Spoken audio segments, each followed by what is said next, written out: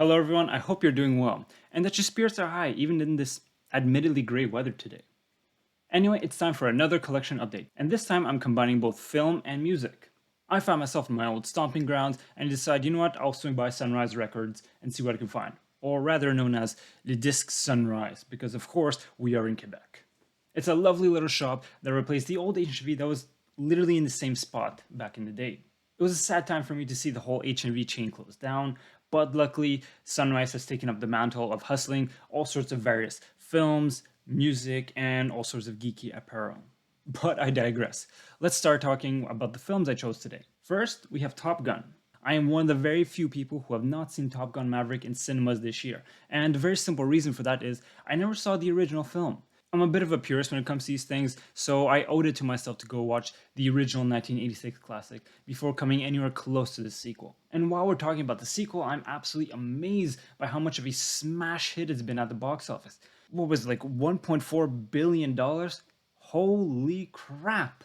I mean, good for them, and I hear great stuff about it from many people, from critics, friends, and filmmakers alike.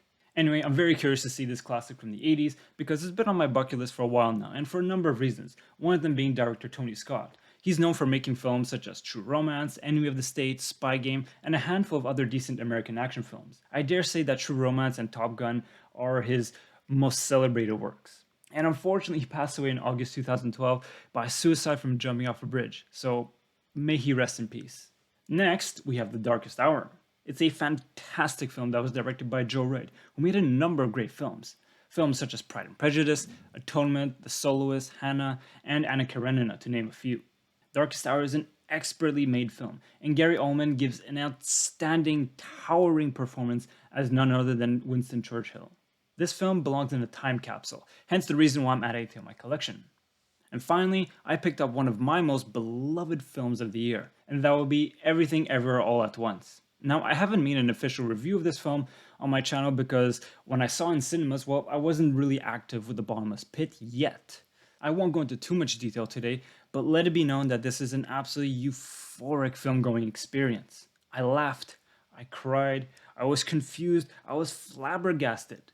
Honestly, it's one hell of a film-going experience. My warmest recommendation for anyone interested in seeing this film. And for those who aren't interested, go check it out and don't miss out on this indie gem. And now, on to music. I spotted this copy of Era Vulgaris by none other than Queens of the Stone Age while I was shopping. I absolutely adore this record. It's groovy and experimental as hell. There's barely a track here that I don't love in some shape or form. For example, Turning on the Screw is an incredible opener, one of my favorite Queens of the Stone Age tracks. Then it's a banger after banger after banger. We got Sick Sick Sick, I'm Designer, Into the Hollow, even Misfit Love slaps hard, and the transition at the end is glorious. The singles Make It With Chew is sexy as hell, and Threes and Sevens is a rocking, raging barn burner of a track. And as for the closing track, I love the destructive and heavy wall of sound that's on Run Pig Run. Yeah, this album, it rocks my socks off. And the album art is just as cool and twisted as the music itself. Finally, I love the title of the album, Era Vulgaris, which, if I'm not mistaken, translated from Latin, basically means the common era. So it kind of sounds like we're saying that the common era or the modern era is vulgar. Very clever.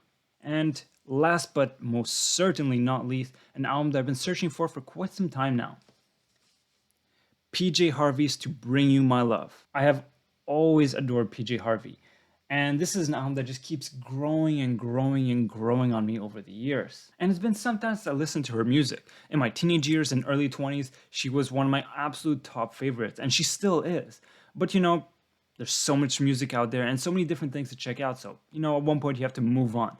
But lately it has resurrected, and that is all thanks to Peaky Blinders. Especially in season 2, this album is all over the place, especially the title track To Bring You My Love, which is just sensational. God damn, I love this album. It is just exquisite. So thank you to the Peaky Blinders for reigniting my love for PJ Harvey. God damn, it feels good to be back. And that is all for today. As always, wishing you and your loved ones nothing but the best. Take care and talk to you soon.